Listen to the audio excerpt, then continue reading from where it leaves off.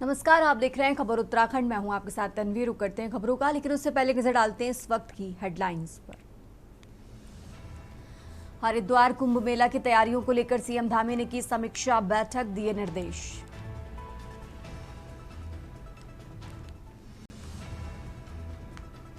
अवैध प्लाटिंग पर सीएम धामी सख्त।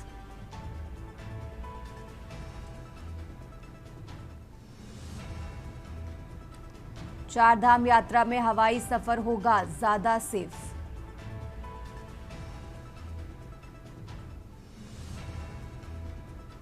टैक्सी ड्राइवरों को 0% कमीशन पर बुकिंग।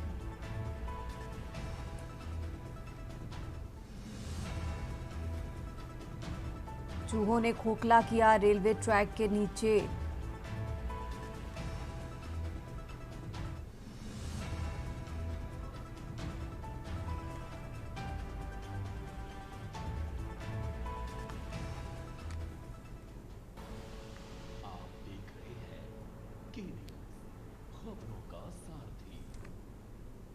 और अब रुक करते हैं खबरों का। उत्तराखंड उच्च न्यायालय में हल्द्वानी में क्रिकेट लीग के नाम पर धोखाधड़ी के मामले में मुख्य आरोपी विकास ढाका की पुलिस द्वारा नियम विरुद्ध की गई गिरफ्तारी को लेकर दायर याचिका पर सुनवाई हुई। मामले की सुनवाई के बाद कोर्ट की खंडपीठ ने याचिकाकर्ता से रिमांड शीट की प्रति कोर्ट में दाखिल करने को कहा। मामले की सुनवाई के लिए कोर्ट ने 12 फरवरी की तारीख तय की है।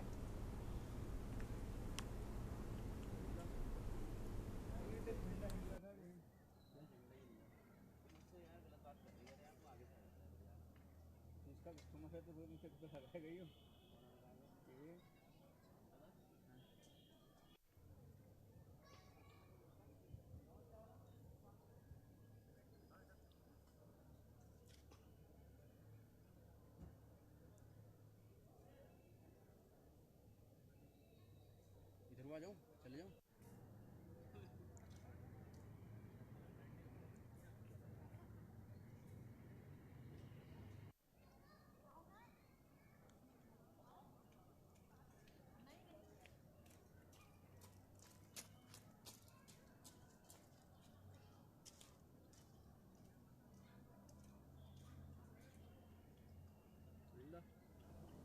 जो हमने अभी पिटीशन डाली है, हैबेस कॉर्पस डाली है, हम ये कहते हैं कि जो पुलिस ने जो हमारे अक्यूज की गिरफ्तारी की है वो जो सुप्रीम कोर्ट का लॉ है, अनिश कुमार और अलग लॉ है, जिसमें ये कहा गया है कि जो 7 साल से कम सज़ा वाले मुकदमे हैं उनमें गिरफ्तारी तुरंत नहीं की जाएगी।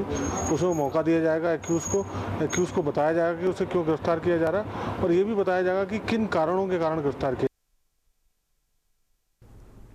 और अब खबर कोटद्वार से है, जहां कोटद्वार में बाबा शब्द से उपजे विवाद के बाद हुए तनावपूर्ण हालात अब सामान्य हो चले हैं। कोटद्वार शहर में हालांकि पुलिस फोर्स अभी तैनात है, लेकिन बाजार अन्य दिनों की भांति खुले हुए हैं। सोशल मीडिया में कुछ पत्रकारों और यूट्यूबरों द्वारा भड़काऊ पोस्ट के जरिए जिस प्रकार शहर का माहौल खराब करने की कोशिश की गई, उससे निपटने में पुलिस प्रशासन ने जो तत्परता दिखाई, उसकी लोगों ने सराहना की है। आभार प्रकट करते हैं जिस ढंग से जिस सिचुएशन को यहाँ पे संभाला गया उसके लिए प्रत्येक घटक और प्रत्येक कर्मचारी इसके लिए साधुवाद के पात्र हैं। विशेषकर यहाँ पे कोतवाल और एडिशनल एसपी साहब का काम बहुत ही सराहनीय रहा है और जिस पेशेंस से उन्होंने इस पूरे प्रकरण को संभाला है, कहीं ना कहीं उसको हम साधुवाद देते हैं और आशा करते हैं भविष्य में इस प्रकार की कोई भी गतिविधियों की पुनरावृत्ति न हो। इसके लिए भी अभी से ही हमें चाक चौबंद ढंग से पुलिस प्रशासन को आना होगा। इसमें ऐसा है, कुछ हमारे बाहर के लोगों ने शहर का माहौल ख़राब करने की कोशिश की थी, जिसमें हमारे एडिशनल एसपी साहब और हमारे थाना इंचार्ज जो नेगी जी हैं, उन्होंने अपनी बहुत सूझबूझ का परिचय दिया है और बड़े अच्छे तरीके से हमारे शहर के माहौल को बिल्कुल शांत करा दिया और इस टाइम हमारे शहर का माहौल बहुत शांत है। और अब आगे बढ़ते हैं खबरों में। देहरादून परेड ग्राउंड में उत्तरायणी कौथिक महोत्सव के समापन समारोह में मुख्यमंत्री पुष्कर सिंह धामी की पत्नी और सेवा संकल्प फाउंडेशन की फाउंडर ट्रस्टी गीता धामी भावुक हो गईं। पति पुष्कर सिंह धामी और मां बिश्ना देवी का जिक्र करते हुए उनकी आंखों में आंसू झलक पड़े। उन्होंने कहा कि उनके पति जब से मुख्यमंत्री बने उन्होंने एक दिन की छुट्टी नहीं ली और पूरे प्रदेश को परिवार मानकर सेवा कर रहे हैं। उनके लिए उनका पूरा परिवार प्रदेश है। ये रिपोर्ट देखिए। तालियां बज रही और उन्हीं तालियों के बीच झलक रही हैं आंसू। आंसू जो गवाह है त्याग के, आंसू जो गवाह है पीड़ा के, आंसू जो गवाह है उस मेहनत के, जिसके लिए सीएम धामी ने दिन रात खुद को साबित करने लगाए हैं। देहरादून का परेड ग्राउंड, जहां उत्तरायणी कथक महोत्सव के समापन समारोह में मुख्यमंत्री पुष्कर सिंह धामी की पत्नी और सेवा संकल्प फाउंडेशन की फाउंडर ट्रस्टी गीता धामी भावुक हो गई। उनका प्रदेश है जिन्होंने अपने परिवार छोड़िए, अपने लिए एक दिन नहीं निकाला, एक दिन की छुट्टी आज तक नहीं ली है, जो नए इतिहास कर रहे हैं, जिन्होंने प्रदेश के अंदर नए नए कानून बनाए हैं, जिन्होंने नकल विरोधी कानून बनाकर हमारे राज्य के 26,000 परिवारों के बच्चों को सरकारी नौकरियां दी हैं, जिन्होंने यूसीसी लागू करके इस प्रदेश और देश को गौरवान्वित किया है। पति पुष्कर सिंह धामी और मां वैष्णो देवी का जिक्र करते हुए उनकी आंखों से आंसू छलक पड़े। पति पुष्कर सिंह धामी और मां का जिक्र करते हुए वो काफी भावुक हो गई और मंच पर ही उनकी आंखों से आंसू झरने की तरह बहने लगे। रोते हुए उन्होंने कहा कि उनके पति जब से मुख्यमंत्री बने हैं, उन्होंने एक दिन भी छुट्टी नहीं ली और पूरे प्रदेश को परिवार मानकर उसकी सेवा कर रहे हैं। एक पत्नी होने के नाते वो अच्छे से जानती हैं कि वो दिन रात कैसे काम कर रहे हैं, क्योंकि उनके लिए ये पूरा परिवार उनका प्रदेश है, जिन्होंने अपने परिवार छोड़िए, अपने लिए एक दिन नहीं निकाला, एक दिन की छुट्टी आज तक नहीं ली है, जो नए इतिहास कर रहे हैं, जिन्होंने प्रदेश के अंदर नए नए कानून बनाए हैं, जिन्होंने नकल विरोधी कानून बनाकर हमारे राज्य के 26,000 परिवारों के बच्चों को सरकारी नौकरियां दी हैं, जिन्होंने यूसीसी लागू। गीता धामी ने कहा कि इस दुनिया में कई युग पुरुष हुए। महिलाओं को हमेशा ये कहने में शर्म आती है कि वो गृहिणी है, लेकिन अगर माँ ना हो तो ये युग पुरुषों का जन्म कैसे होता। उनकी सास गृहिणी थी, तभी पुष्कर सिंह धामी आज मुख्यमंत्री बनकर जनता के सेवक बन सके। गीता धामी ने कहा कि उत्तराखंड के मुख्य सेवक पुष्कर सिंह धामी ने अपने परिवार के लिए एक दिन का भी समय नहीं निकाला। वो 4 साल प्रदेश की सेवा में लगे रहे, नकल विरोधी कानून बनाकर 26,000 लोगों को नौकरियां दी।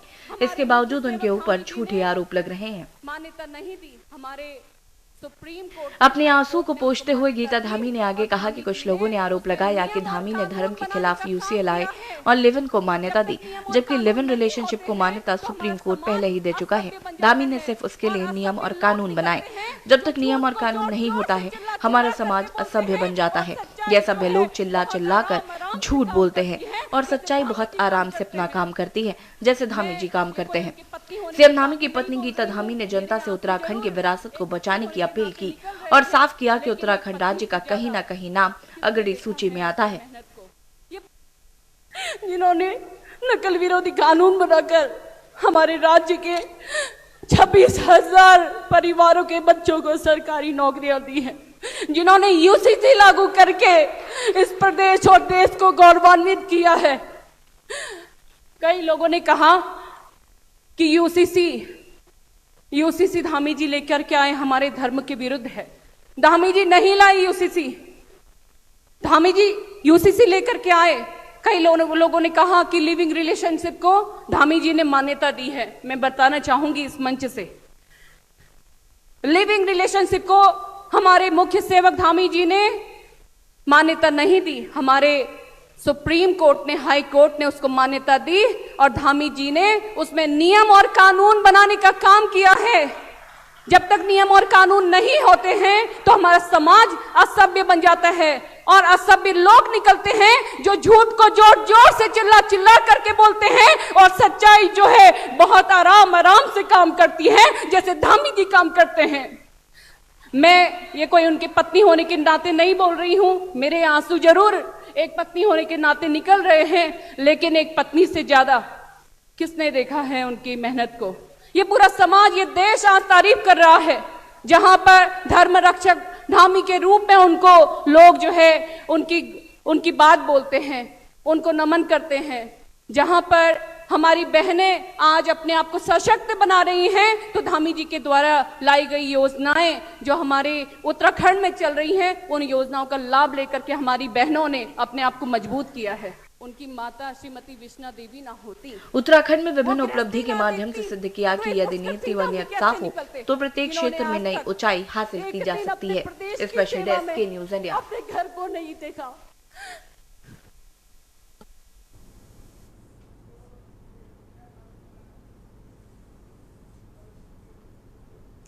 और अब खबर लक्सर से है, जहां उत्तराखंड बार काउंसिल सदस्य पद पर चुनाव लड़ रहे अधिवक्ता मनमोहन सिंह लांबा ने लस्कर तहसील पहुंचकर लक्सर के अधिवक्ताओं से मुलाकात की तथा अपने वोट मांगे। उन्होंने कहा कि उनका मकसद सिर्फ चुनाव जीतना नहीं बल्कि अधिवक्ताओं के हितों के लिए संघर्ष करना और पीड़ित पक्ष को सस्ता, सरल और सुलभ न्याय दिलाने में सहयोग करना है। उन्होंने अधिवक्ताओं को चुनाव प्रक्रिया और मतदान करने के बारे में भी जानकारी दी। हमारे भाई हैं सब, पूरे प्रदेश में जा रहा हूं मैं। लक्सर में मैं पहले भी आया हूं। यहाँ पर एक बात मैंने देखी है जो बहुत ही आत्मीयता की बात है। यहाँ अपनापन बहुत है। यहाँ आदर सम्मान की जो परिपाठी है यहाँ, मैं उससे बहुत ही अभिभूत हूँ। और मैं लक्सर के प्रत्येक अधिवक्ता का धन्यवाद करता हूँ कि एक मेहमान के रूप में कोई भी बाहर से आए उसको लेते हैं, तो मैं धन्यवाद करता हूँ। और मैं जहाँ तक चुनाव का सवाल है तो मैं समझता हूँ कहीं ना कहीं मुझे 23 वोटों में से कहीं ना कहीं समर्थन मिलेगा, ऐसा मेरा विश्वास है। और मैं आशा करता हूँ कि सारे के सारे जितने भी अधिवक्ता हमारे लक्सर के हैं, बंधु, सीनियर, जूनियर, भाई बहनें हमारी अधिवक्ता, वो 17 फरवरी 2026 को सुबह 10 बजे से 5 बजे तक पोलिंग में ज़रूर अवश्य भाग लें। और अब आगे बढ़ते खबरों में, कपकोट में आयोजित राष्ट्रीय पैराग्लाइडिंग प्रतियोगिता का रोमांचक और सफल समापन हो गया।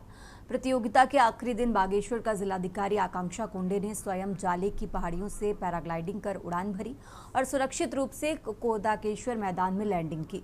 जिलाधिकारी के इस साहसिक कदम और आत्मविश्वास की हर जगह सराहना की जा रही है। वहीं राष्ट्रीय पैराग्लाइडिंग प्रतियोगिता 2026 के विजेता घोषित किए गए उत्तराखंड के भीमताल निवासी पैराग्लाइडिंग पायलट मनीष उप्रेती को प्रथम स्थान के लिए 1 लाख रुपए की नकद पुरस्कार राशि प्रदान की गई। जो साहसिक पर्यटन की दृष्टि से यहाँ पर 5 दिवसीय पैराग्लाइडिंग का जो कार्यक्रम किया गया है, यह कार्यक्रम हम सब के लिए, जनपद बागेश्वर के लिए और विशेष रूप से कपकोट के लिए बहुत ही सौभाग्य का विषय है। मैं इस सफलतम कार्यक्रम के लिए माननीय मुख्यमंत्री जी को, माननीय पर्यटन मंत्री जी को और क्षेत्रीय विधायक को बहुत धन्यवाद देता हूं। हमको 25 लाख रुपए की धनराशि प्राप्त हुई है, जिसमें सारी व्यवस्थाएं, पर्यटकों को रहना है, खाना है, ट्रांसपोर्ट है, टेंट है, मंच है, ये सारी व्यवस्थाएं उसमें की जा रही हैं। अब ये तो बाद में पता चलेगा कि कितना उसमें एक्चुअली बजट जाएगा। ये मेरा यहाँ पे जब पहले भी कॉम्पिटिशन हुआ था तो पहले भी मेरा 33 स्थान यहाँ पे रहा था और इस बार का प्रथम स्थान रहा है। मैं यही कहना चाहूँगा कि इस तरीके का खेल हमारे राज्य में करना चाहिए ताकि बच्चे को कुछ सीखने को मिले, आने वाली पीढ़ी को। देखिए, अनुभव बहुत ही अच्छा रहा और जो हमारा नेशनल पैराग्लाइडिंग एक्यूरेसी चैंपियनशिप है वो आज 9 तारीख को आज इसका समापन समारोह है, जिसमें हमारे सभी माननीय जनप्रतिनिधि भी हैं और जो जिला प्रशासन है, पर्यटन विभाग है, सभी का सहयोग रहा और बहुत अच्छी व्यवस्थाएं भी की गई और पूरी सेफ तरीके से। और हमारे जो भी पायलट्स पूरे देश से आए थे, देश के हर एक कोने से आए थे, केरला है, हिमाचल है, मेघालय है, सिक्किम है, सभी उनका भी अनुभव बहुत अच्छा। और अब खबर नैनीताल से है, जहां उत्तराखंड हाईकोर्ट नैनीताल में हल्द्वानी के देवखड़ी नाले पर हुए अतिक्रमण को लेकर स्वतः संज्ञान लेने वाली जनहित याचिका पर सुनवाई हुई। खंडपीठ की बेंच ने प्रशासन को आदेशित किया कि जिन लोगों को अतिक्रमण हटाने के लिए नोटिस जारी किए गए हैं, उन्हें मांगने पर जरूरी दस्तावेज उपलब्ध कराए जाएं। मामले की अगली सुनवाई के लिए 25 फरवरी की तारीख तय की गई है।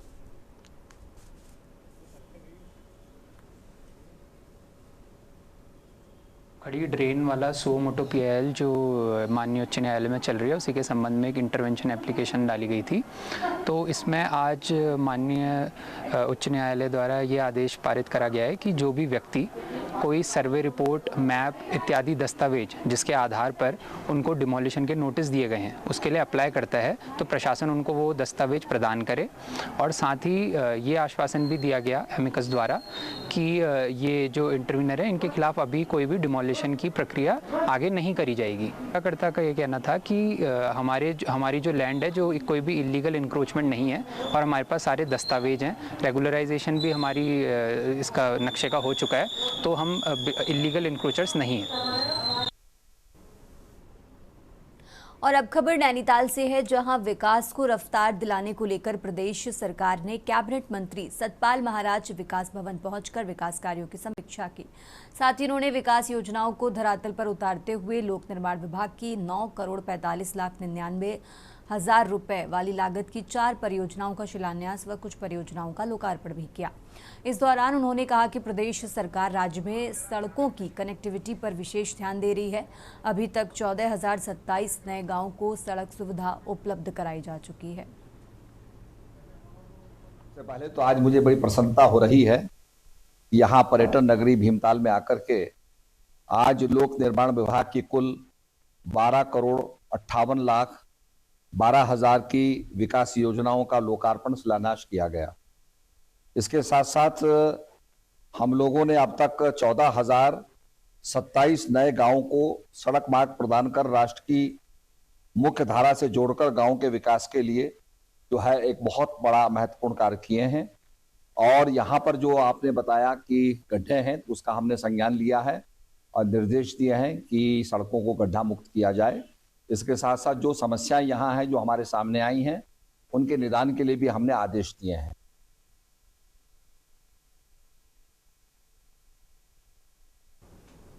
और अब खबर हल्द्वानी से है, जहां हल्द्वानी में एसडीएम कोर्ट परिसर में न्यायालयिक कार्य लंबे समय से ठप रहने के विरोध में विधायक सुमित हृदयेश और पार्षद रवि जोशी ने धरना प्रदर्शन किया।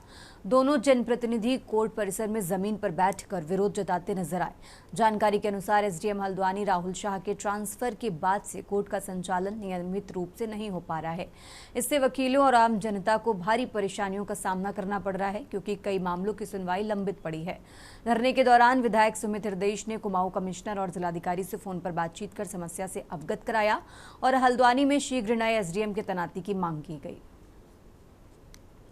देखिए 19 तारीख से एसडीएम साहब चले गए और वैसे मैं यहाँ पे धरने में नहीं बैठा हूँ।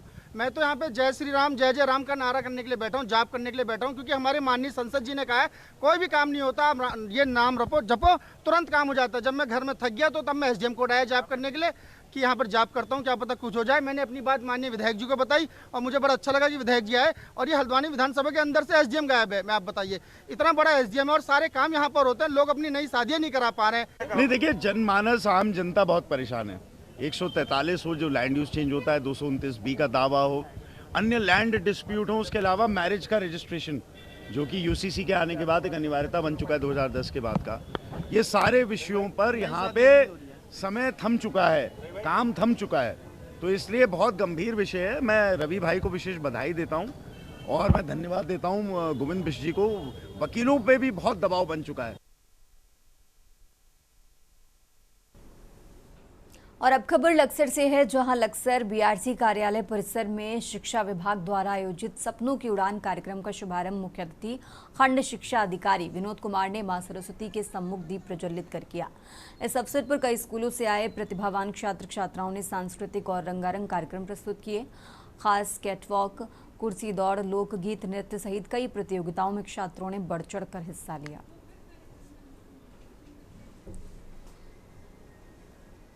उड़ान ब्लॉक स्तरीय कार्यक्रम हमारे यहाँ संपन्न विकासखंड कार्यालय जो हमारा है उसमें संपन्न हो रहा है। इससे पूर्व ये विद्यालय स्तर पे और जो हमारे स्कूल स्तर है उस पे बच्चों का विभिन्न प्रतियोगिताएं हमारे आयोजित की गई। 5 प्रकार की प्रतियोगिताएं इसमें है और इसमें जो बच्चे हमारे संकुल स्तर पर प्रथम, द्वितीय और तृतीय जो श्रेणी में आए थे उन बच्चों को आज ब्लॉक स्तर पर आमंत्रित किया गया है और ब्लॉक स्तर पर कार्यक्रम यहाँ पे आयोजित किए जा रहे हैं। यहाँ पे जो बच्चे प्रथम, द्वितीय, तृतीय आएंगे उनमें से हम उन बच्चों को जिले में प्रतिभाग कराएंगे। वास्तव में जो इसमें एक और मैं आपसे कहना चाहूँगा कि इसमें एक आदर्श एसएमसी की भी बात है।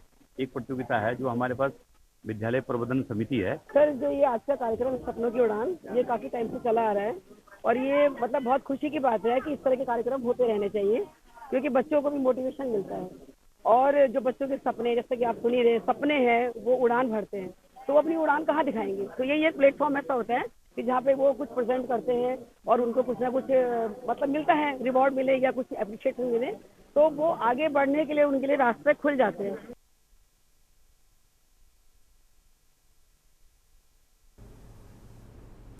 और अब खबर देहरादून से है, जहां देहरादून में एक खास आयोजन हुआ, जहां मुख्यमंत्री पुष्कर सिंह धामी ने हिमालयी क्षेत्रों के सतत विकास और पर्यावरण संरक्षण पर गहन विचार रखते हुए प्रख्यात विचारक डॉक्टर नित्यानंद को श्रद्धांजलि दी। डॉक्टर नित्यानंद का ये जन्म शताब्दी वर्ष और इस अवसर पर एक राष्ट्रीय संगोष्ठी का आयोजन किया गया।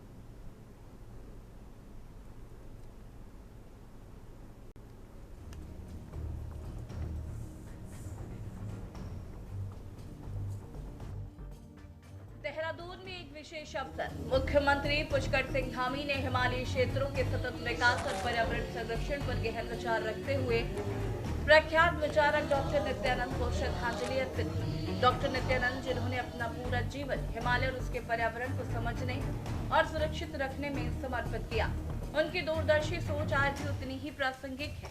सीमांत क्षेत्रों में बिगड़ती डेमोग्राफी और पलायन जैसी समस्याओं पर उन्होंने बहुत पहले चिंता जताई थी। आज देहरादून में संचालित डॉक्टर नित्यानंद हिमालय शोध एवं अध्ययन केंद्र उनके विचारों को आगे बढ़ाने का एक सशक्त माध्यम बन चुका है। यह केंद्र हिमालयी अध्ययन, सतत विकास, आपदा प्रबंधन और नीति निर्माण के क्षेत्र में एक नई दिशा दे रहा है। ये वास्तव में डॉक्टर नित्यानंद जी की उस दूरदृष्टि का सजीव स्वरूप है, जहां विज्ञान, समाज और प्रकृति एक साथ चलते हैं। मित्रों, आदरणीय प्रधानमंत्री जी के मार्गदर्शन में और डॉक्टर नित्यानंद जी की प्रेरणा से हमारी राज्य सरकार भी हिमालय संरक्षण को लेकर पूर्ण प्रतिबद्धता के साथ कार्य कर रही है। हम digital monitoring system, glacier research centre, जल स्रोत संरक्षण अभियान, जन भागीदारी कार्यक्रमों के माध्यम से हिमालय के दीर्घकालिक संरक्षण की दिशा में कार्य कर रहे हैं। साथ ही हम हिमालय क्षेत्रों में पर्यावरणीय संतुलन को बनाए रखने के लिए, जहां एक ओर पौधारोपण अभियान, जल संरक्षण अभियान, पर्यावरण जागरूकता कार्यक्रमों के माध्यम से हम निरंतर प्रयास कर रहे हैं, वहीं हमने जलवायु परिवर्तन के प्रभाव को कम करने के लिए सौर ऊर्जा सहित हरित ऊर्जा स्रोतों को बढ़ावा देने के लिए भी कई योजनाएं प्रारंभ की हैं। इसके अलावा हमने प्रदेश के नौले, धारे, गाड़, गधेरे एवं वर्षा आधारित नदियों जैसे परंपरागत जल स्रोतों के संरक्षण के लिए spring and river rejuvenation authority सारा का गठन भी किया है, जिसके माध्यम से हम विभिन्न विभागों के मध्य समन्वय स्थापित करते हुए राज्य के पारंपरिक जल स्रोतों को पुनर्जीवित करने का काम कर रहे हैं। यही नहीं, हम प्रदेश में एक महत्वपूर्ण पर्यावरणीय कदम उठाते हुए सिंगल यूज प्लास्टिक के उपयोग पर भी पूर्ण प्रतिबंध हमने लागू किया है। मुख्यमंत्री ने कहा कि प्रधानमंत्री के नेतृत्व में चल रही वाइब्रेंट विलेज योजना के माध्यम से सीमांत क्षेत्रों में सुविधाएं बढ़ाई जा रही हैं। इसका उद्देश्य है पलायन रोकना और राष्ट्रीय सुरक्षा को मजबूत करना। डॉक्टर नित्यानंद ने हिमालयी क्षेत्रों की चुनौतियों को जिस गहराई से समझा, वो हमारे लिए मार्गदर्शक है। इस जन शताब्दी वर्ष पर राष्ट्रीय संगोष्ठी का आयोजन किया जा रहा है। डॉक्टर नित्यानंद की सोच हमें ये सिखाती है कि विकास और पर्यावरण संरक्षण साथ साथ चल सकते हैं। सीमांत इलाकों को मजबूत करना देश की सुरक्षा से जुड़ा है। डॉक्टर नित्यानंद जी का ये जन्म शताब्दी वर्ष है और इस वर्ष यहाँ पर राष्ट्रीय संगोष्ठी का आयोजन किया जा रहा है और उन्होंने अपने संपूर्ण जीवन भर हिमालय की चिंता की, यहाँ के पर्यावरण की चिंता करी, पूरे हिमालय का विकास कैसे हो, यहाँ के जो जोखिम है उन सभी पर उन्होंने बहुत पहले ही जो सोच बनाई थी, आज वो हम सब के काम आ रही है। ऐसे मनीषी को उनके जन्म शताब्दी वर्ष पर हम उनको नमन करते हैं और उनकी सोच को हम आगे बढ़ाएंगे। यहाँ पर उनके नाम से शोध केंद्र भी चल रहा है, जो अनेक क्षेत्रों में काम कर रहा है, विकास की, पर्यावरण के क्षेत्र में भी हम उसको और तेजी से आगे बढ़ाएंगे। जो डेमोग्राफी के बारे में भी उन्होंने, जो सीमांत क्षेत्र हैं वहाँ की डेमोग्राफी खराब हो रही है, जिस प्रकार से आज हमारे सामने एक खतरा है, उन्होंने उसकी चिंता भी बहुत पहले की थी और आज हमारे प्रधानमंत्री जी के नेतृत्व में पूरे देश के अंदर वाइब्रेंट विलेज की योजना चल रही है। राज्य के अंदर हम भी ऐसे सीमांत क्षेत्रों को विशेष रूप से वहाँ पर सभी सुविधाएं बन सकें, वहाँ पर वहाँ का पलायन रुके, क्योंकि वो केवल नागरिकों की दृष्टि से भी और देश की सुरक्षा की दृष्टि से भी बहुत महत्वपूर्ण है। देहरादून की इस संगोष्ठी ने एक बार फिर याद दिलाया कि हिमालयी क्षेत्रों में संरक्षण केवल पर्यावरण का सवाल नहीं, बल्कि हमारी राष्ट्रीय सुरक्षा और आने वाली पीढ़ियों का भविष्य भी है। तो ये थी देहरादून में डॉक्टर नित्यानंद की दूरदर्शी सोच और हमारे क्षेत्रों के संरक्षण पर गहन चर्चा, जिसमें मुख्यमंत्री पुष्कर सिंह धामी ने वाइब्रेंट विलेज योजना के माध्यम से सीमांत क्षेत्रों को मजबूत बनाने की दिशा में सरकार की प्रतिबद्धता भी दोहराई। Uttarakhand bureau report.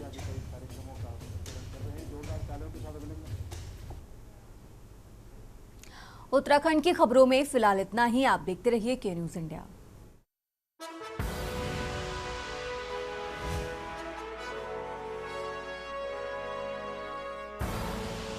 आप देख रहे हैं के न्यूज, खबरों का सारथी।